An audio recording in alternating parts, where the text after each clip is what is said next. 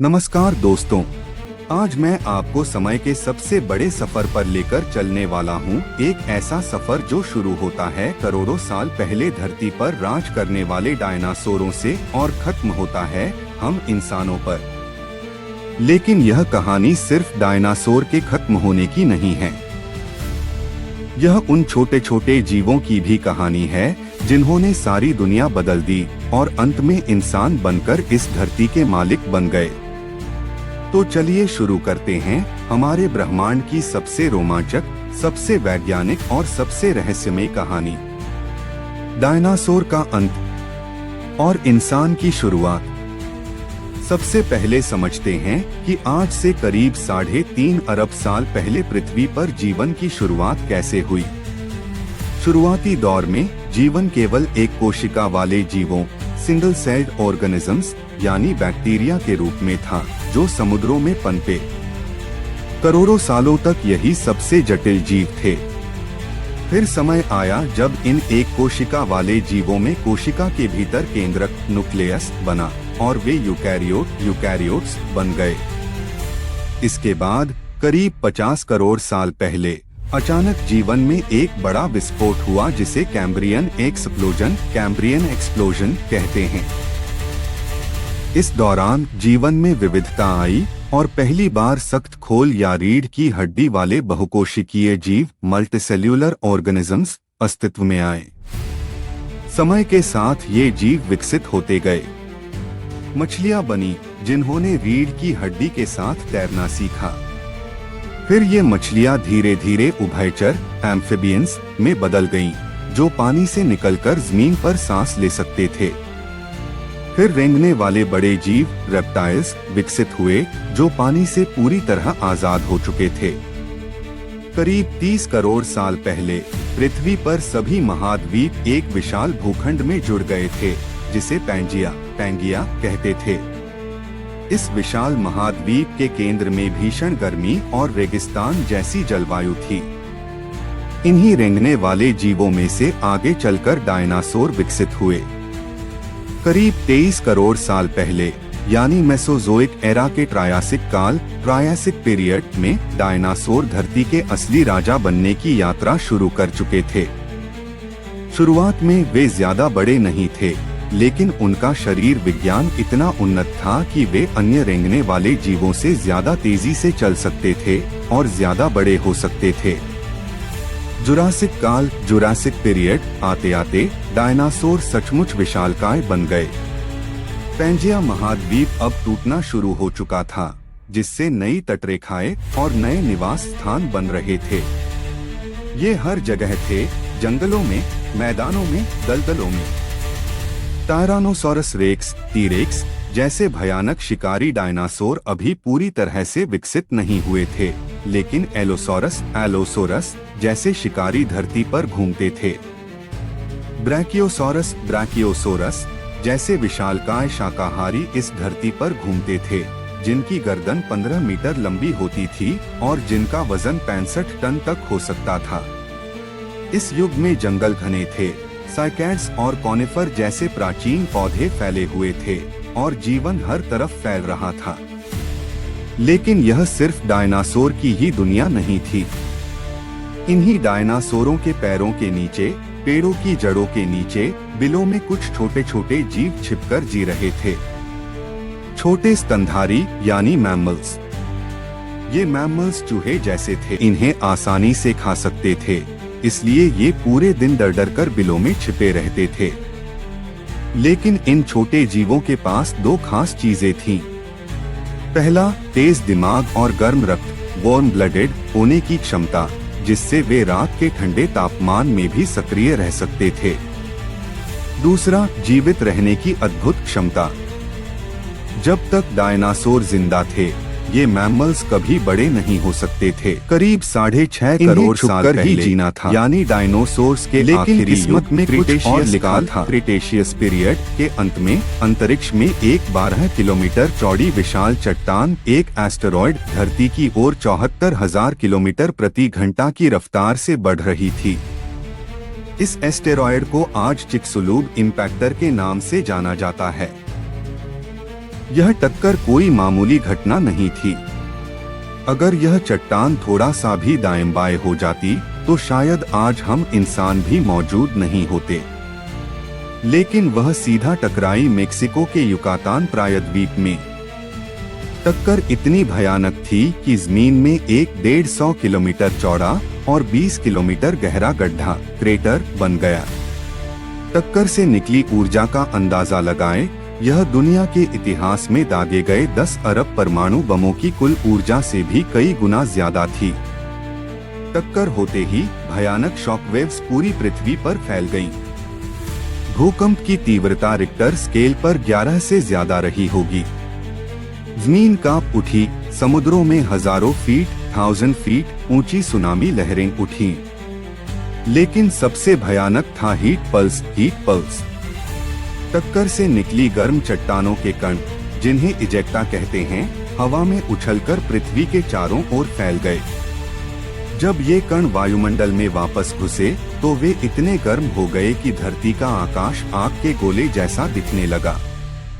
हवा 1000 डिग्री तक गर्म हो गई। एक पल में दुनिया के दूरदराज के जंगल आग की लपटों में जल उठे। लेकिन असली तबाही तो बाद में शुरू हुई।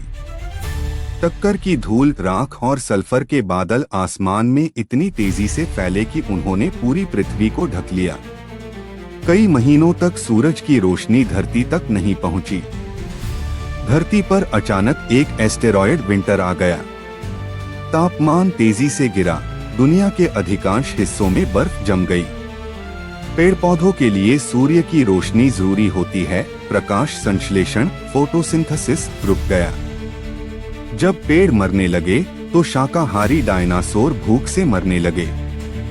और जब भोजन खत्म हुआ, उनकी बारी आई मांसाहारी डायनासोरों की। इसके साथ ही टक्कर से वायुमंडल में सल्फर के कण इतने ज्यादा घुल गए कि भयानक अम्लीय वर्षा एसिड रेन होने लगी। यह वर्षा समुद्रों और मीठे पानी के स्रोतों में गिरकर उन्हें विषाक्त टॉक्सिक कर रही थी। धीरे धीरे लगभग 90% डायनासोर धरती से खत्म हो गए। वो जीव जो 16 करोड़ साल तक हर चीज पर राज करते थे। एक ही घटना ने उनका पूरा साम्राज्य मिटा दिया। धरती पर अब शांति थी, एक डरावनी, घुटन भरी, सूनी शांति। जो जीव जमीन के नीचे या पानी के अंदर रह सकते थे, या जो छोटे और कम खाने में गुजारा कर सकते थे, केवल वही बच पाए। लेकिन यही वह पल था जिसने इंसानों की कहानी की शुरुआत की। डायनासोर खत्म हुए और धरती पर एक बड़ा खाली स्थान बन गया। यह सेनोजोइक काल, सेनोजोइक एरा की शुरुआत थी, जिसे स्तनधारियों का युग, एज ऑफ मैमल्स भी कहा जाता है। अब वही छोटे मैमल्स जो 16 करोड़ साल तक डर कर बिलों में छुपकर जीते थे, बाहर निकलने लगे। उन्हें किसने बचाया? उनकी दो खास खूबियों ने। पहला, उनके छोटे आकार ने। छोटे होने के कारण उन्हें कम खाने की जरूरत थी और वह कहीं भी छिप सकते थे। दूसरा, गर्म रक्त, वार्म ब्लडेड होने के कारण। भीषण एस्टेरॉयड विंटर के दौरान वे अपने शरीर का तापमान बनाए रख सकते थे, जबकि अधिकांश विशालकाय डायनासोर ठंडी जलवायु में जीवित नहीं रह सके। जैसे ही आसमान साफ हुआ और जंगल फिर से उगने लगे, मैमल्स, स्तनधारी तेजी से फैलने लगे। वे अब नए नए इकोसिस्टम में रहने लगे। कल्पना कीजिए, वह विशालकाय टीरेक्स जो कल तक उनका शिकारी था, आज सिर्फ एक जीवाश्म फॉसिल है। मैमल्स के लिए अब कोई खतरा नहीं था जो उन्हें खा सके, इसलिए वे तेजी से विकसित हुए और बड़े होते गए। स्तनधारियों ने जल्द ही धरती, समुद्र और आकाश तीनों जगह भरना शुरू कर दिया। कुछ व्हेल और डॉल्फिन की तरह समुद्र में चले गए, कुछ चमगादड़ की तरह आसमान में उड़े, और कुछ हाथी, गैंडे और बड़े मांसाहारी जीवों की तरह जमीन पर विशाल आकार लेने लगे। इन्हीं छोटे मैमल्स में से धीरे धीरे एक खास समूह विकसित हुआ, प्राइमेट्स। यह हमारा सबसे जरूरी पूर्वज समूह है। प्राइमेट्स पेड़ों पर रहने के लिए पूरी तरह अनुकूल थे। उनकी पकड़ने वाली उंगलियां ग्रास्पिंग फिंगर्स थीं, जो उन्हें शाखाओं को कसकर पकड़ने में मदद करती थीं। उनकी आंखें सिर के सामने की तरफ विकसित हुई, जिससे उन्हें गहराई का बोध डेप्थ परसेप्शन मिला। यह चीज पेड़ों पर तेजी से कूदने फांदने के लिए बहुत जरूरी थी। पेड़ों पर रहने की वजह से इनका संतुलन बढ़िया हुआ, हाथ पैर मजबूत हुए और सबसे महत्वपूर्ण, इनका दिमाग विकसित होने लगा। क्योंकि पेड़ पर जीवन आसान नहीं था।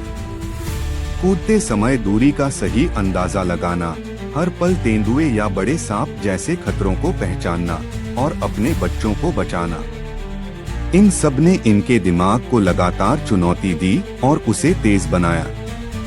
यह तेज दिमाग ही वह संपत्ति थी जिसे मैमल्स डायनासोरों से विरासत में लेकर आए थे। समय के साथ साथ लाखों सालों के दौरान अफ्रीका की जलवायु बदलने लगी।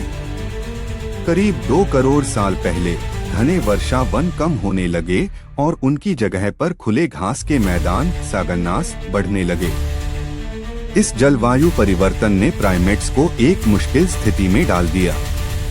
पेड़ों पर खाना कम हो रहा था और उन्हें भोजन की तलाश में जमीन पर उतरना जरूरी हो गया। यहीं से इंसान की असली यात्रा शुरू होती है। जब कुछ प्राइमेट्स पेड़ों से उतरकर जमीन पर आए, तो उन्होंने देखा कि 2 पैरों पर खड़े होकर दूर तक देखना ज्यादा आसान है। यहीं से इंसान की असली यात्रा शुरू होती है। जमीन पर जो प्राइमेट्स 4 पैरों पर चलते थे, वे लंबी घास में कुछ भी नहीं देख पाते थे और शिकारियों का आसान निशाना बन जाते थे। लेकिन धीरे धीरे कुछ प्राइमेट्स ने खुद को सीधा खड़ा करना शुरू कर दिया।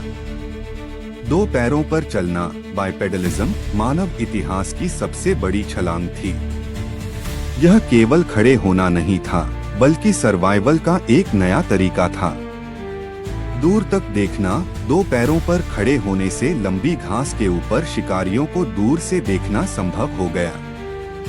ऊर्जा बचत, वैज्ञानिकों का मानना है कि 2 पैरों पर चलने से 4 पैरों पर चलने की तुलना में कम ऊर्जा खर्च होती थी, जिससे वे लंबी दूरी तय कर पाते थे।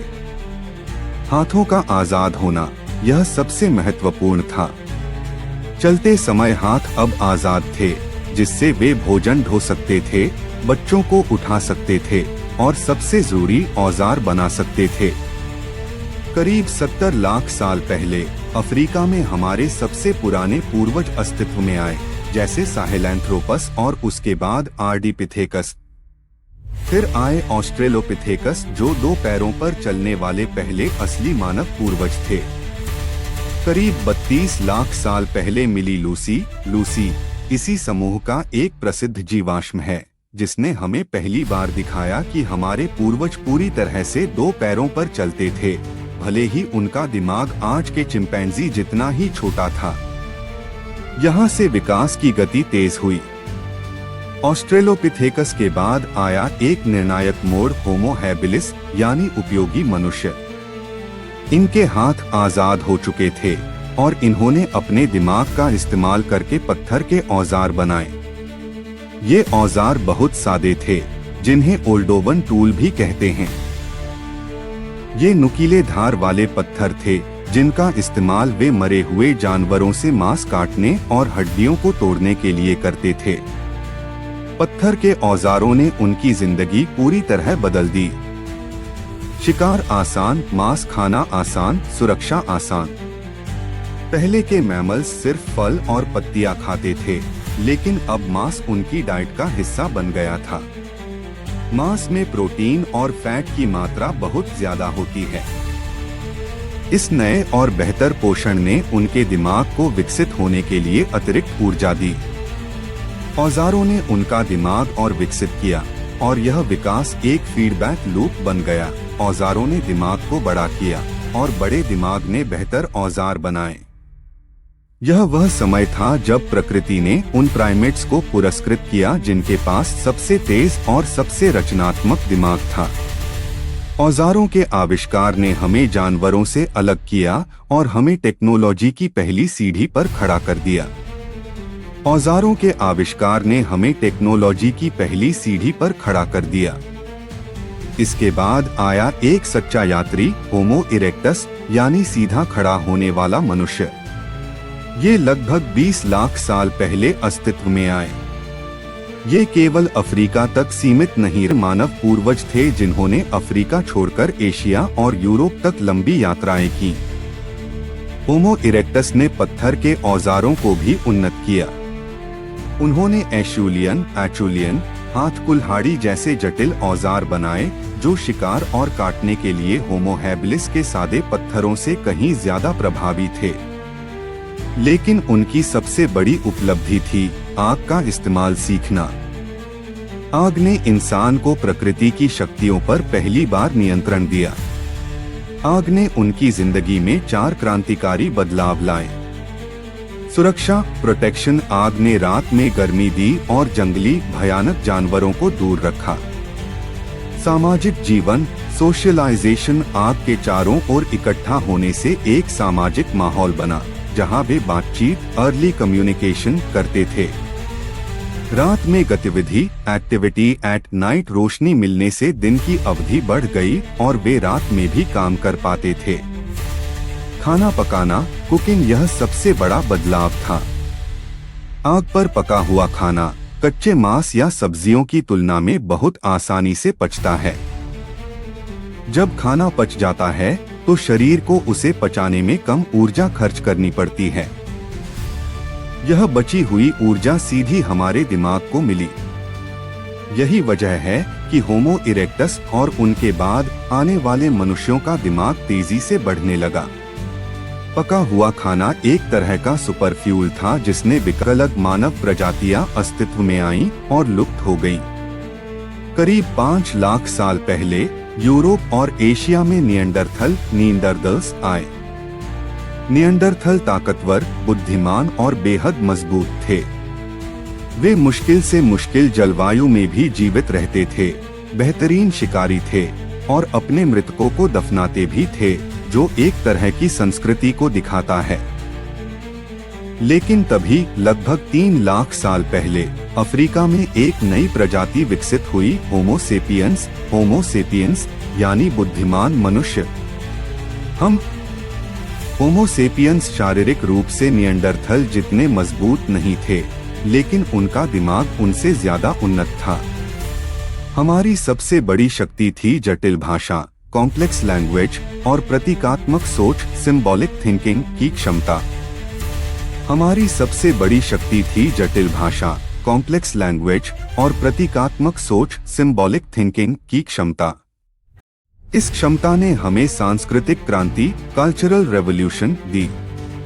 हमने कला बनाई, फ्रांस और स्पेन की गुफाओं में शानदार चित्रकारी की। हमने जटिल औजार बनाए, जैसे कि भाला फेंकने के उपकरण जिससे हम दूर से शिकार कर सकते थे। सबसे जरूरी, हमने सहयोग, कोऑपरेशन करना सीखा। हम बड़े समूह बनाकर रहने लगे और जानकारी को एक पीढ़ी से दूसरी पीढ़ी तक तेजी से पहुंचाने लगे। करीब 40,000 साल पहले होमो सेपियंस पूरी दुनिया में फैल गए। जब होमो सेपियंस यूरोप और एशिया पहुंचे तो उनका सामना निएंडरथल से हुआ। कुछ हजार सालों तक वे साथ साथ रहे, कुछ क्रॉस ब्रीडिंग भी हुई, लेकिन अंततः होमो सेपियंस अपनी बेहतर तकनीक, सामाजिक संगठन और अनुकूलन क्षमता के कारण बच गए, जबकि निएंडरथल लुप्त हो गए। धरती पर अब सिर्फ एक ही मानव प्रजाति बची थी, हम होमो सेपियंस। फिर आया इतिहास का दूसरा सबसे बड़ा बदलाव, कृषि क्रांति, एग्रीकल्चरल रेवोल्यूशन, जो करीब 12,000 साल पहले शुरू हुई। इंसान ने घूमना छोड़कर खेती करना सीखा। खेती ने हमें एक जगह बसना सिखाया। एक जगह बसने से गांव, शहर और अंत में महान सभ्यताएं बनी। खेती ने हमें अतिरिक्त भोजन दिया, जिससे आबादी बढ़ी और कुछ लोगों को कला, धर्म, विज्ञान और गणित जैसे क्षेत्रों में सोचने का समय मिला। धर्म, संस्कृति, विज्ञान, गणित, तकनीक, ऑल डेवलप्ड बाय ह्यूमंस। आज इंसान चांद पर पहुंच चुका है, मंगल पर मशीनें भेज चुका है और ब्रह्मांड को समझने की कोशिश कर रहा है। हम एआई बना रहे हैं, जीन्स को एडिट कर रहे हैं और उन परमाणुओं के बारे में जान रहे हैं जिन्होंने इस पूरे ब्रह्मांड को बनाया। लेकिन ये सब इसलिए संभव हो पाया क्योंकि एक दिन करीब 6.5 करोड़ साल पहले एक एस्टेरॉयड धरती से टकराया और डायनासोर खत्म हो गए। यदि वह एस्टेरॉयड नहीं गिरता तो शायद आज भी धरती पर डायनासोर राज कर रहे होते और इंसान कभी पैदा ही नहीं होता। हम आज भी डर डर कर बिलों में छिपने वाले छोटे मैमल्स ही होते। तो दोस्तों, यह सफर हमें सिखाता है कि हर अंत एक नई शुरुआत लेकर आता है और विकास हमेशा सबसे बड़े या सबसे मजबूत जीव को नहीं चुनता, वह सबसे अनुकूलनीय मोस्ट एडेप्टेबल जीव को चुनता है। डायनासोर का अंत ही इंसान की शुरुआत बना। उम्मीद है आपको यह अद्भुत वैज्ञानिक यात्रा पसंद आई होगी।